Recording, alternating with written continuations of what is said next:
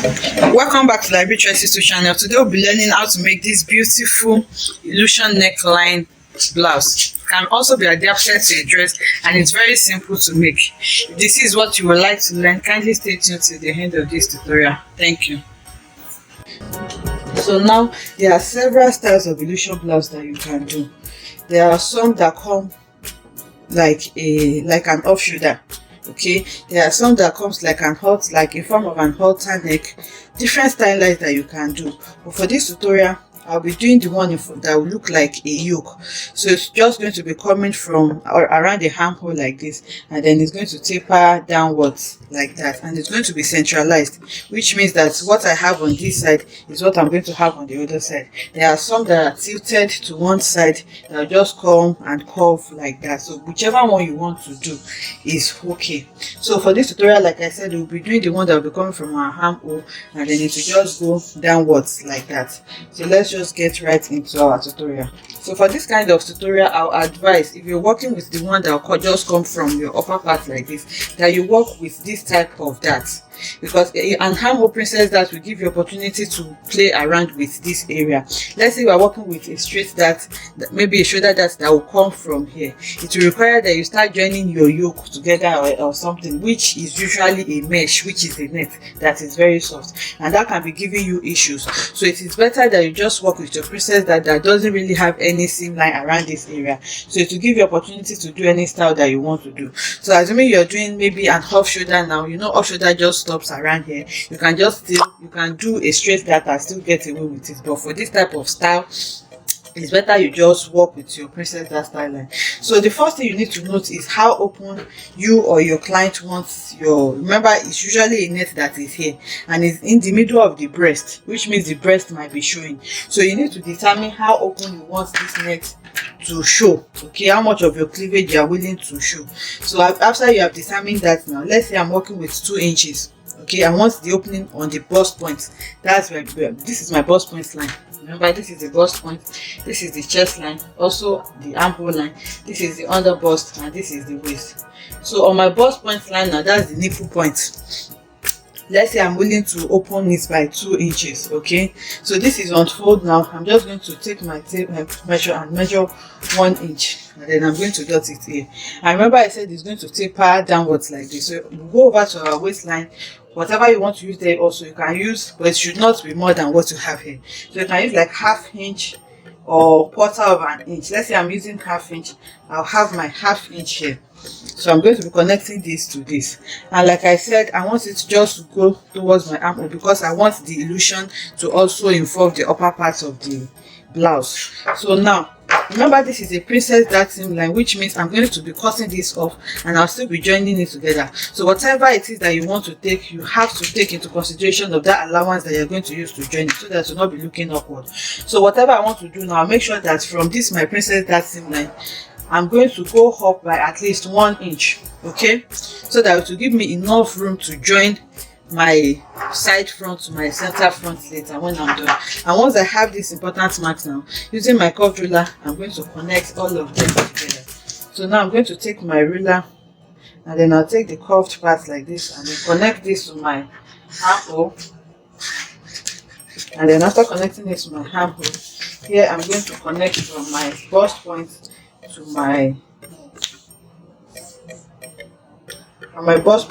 waistline also, making sure that I don't have any sharp edge. If you have any sharp edge, you need to true it at the end, okay. And my ruler cannot take everything all at once. I hope you can see this, the marker is fading. So here I'm just going to try to blend it in a bit so that I can have something well rounded, okay. So now that I have this, I'm through with my pattern. So all this design that I've just drawn now, I'm going to be cutting it on my mesh, and that becomes my illusion. And then I'm going to cut out my side front now so that I can close my dart, so that I can open this dart. Then I'm going to close my bust dart so that I can transfer it to my armhole dart. And then we can cut this. So this center front, the remaining part of the center front and the side front is going to be cut on my main fabric, and then all this side, that is the illusion, is going to be cut on my mesh. So let's do that now. So I've cut out my center front like this, and and then I can remove my waist dart. So I already have a tutorial on how you can draft this exact princess dart bustier pattern, so you may want to check that out. Then I'm going to open my bust dart, and then I'll close it using a masking tape. Okay, so once I cut this open now, I'm going to close it like this and then hold it with a tape. What I'm doing now is transferring my bust dart to my armhole area, and this is what we have. So you can see that the dart has been transferred here, and then the shortage that I have here, I'm just going to close it up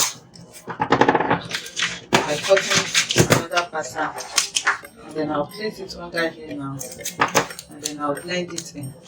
Okay, so basically that is the pattern that we're working with, and like I said, we have several types of patterns. If you want me to do maybe another type of illusion neckline, maybe off shoulder, or the one that just that tilts to one side of the waist, or the one that looks like an halter neck, let me know in the comment section. I will try to work on it. Okay, but for this tutorial we'll be doing this centralized one. So now to cut my illusion now from my waist, I'm just going to follow the line that I have like this, and then I'm going to cut out my neckline. So if you are okay with this basic neckline, you can make do with it. If you are not okay with it, you can cut another style of neck. Okay, so I've gone ahead to cut this on my fabric. You can see I'm working with this Ankara fabric, and I cut lining for the center front and the rest for the side front and the rest of the central front. And for my illusion, I used this mesh to cut it. So there are several types of mesh. Okay, you just work with the one that is very close to your skin tone. They come in different tone, like I said, for light skin, for dark skin. So you just need to work with one that is very close to your skin tone, so that it will not be so obvious. Okay, so now it's either you cut two of these yoke and then use them to turn each other so that the neck will be neatly finished, or you can turn the neckline with a bias. But if you are working with a very strong net, you can just cut one of it like I'm doing. My neck is quite very strong, so I'll just be working with this one now, and then we'll go back to our sewing machine and start to sew. So to sew this now, the first thing I'm going to do now is to sew my center front to my side front like this, both the lining and the main fabric, before I join them to my mesh.